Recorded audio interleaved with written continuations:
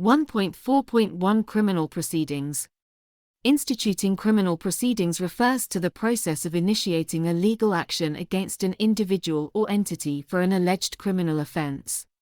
This process involves several steps, including the investigation, prosecution, and trial of the accused. 1. Investigation. The first step in instituting criminal proceedings is the investigation of the alleged crime by the police. The police will collect evidence, interview witnesses, and identify suspects. 2. Charging. If the police have gathered enough evidence to support a charge, they will present the case to the Crown Prosecution Service, CPS, for a decision on whether to prosecute. The CPS will consider factors such as the strength of the evidence, the public interest, and the likelihood of a conviction. 3. Prosecution. If the CPS decides to proceed with a prosecution, the case will be sent to court for trial. The prosecution will present its evidence and witnesses in court, and the accused will have the opportunity to defend themselves. 4. Trial. The trial is the final step in instituting criminal proceedings. It is conducted before a judge and a jury, and it is the opportunity for the prosecution and the defense to present their evidence and make their arguments. The jury will decide whether the accused is guilty or not guilty of the charge. 5. Sentencing.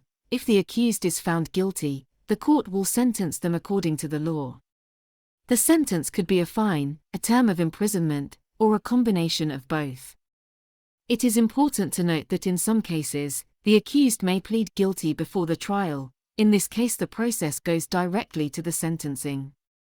There are several general principles, police powers, and procedures that apply to the instituting of criminal proceedings.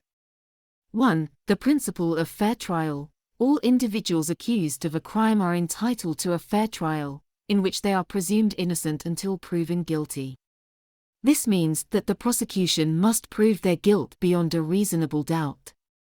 2. The principle of legality. No person can be convicted of a criminal offense unless it is defined by law, and the punishment is prescribed by law.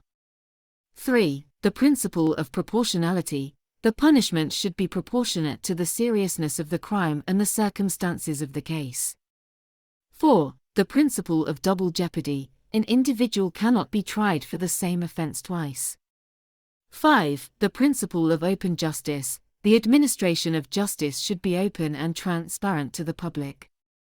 6. The principle of human rights. The rights of the accused must be protected, including the right to a fair trial, the right to legal representation, and the right to be informed of the charges against them.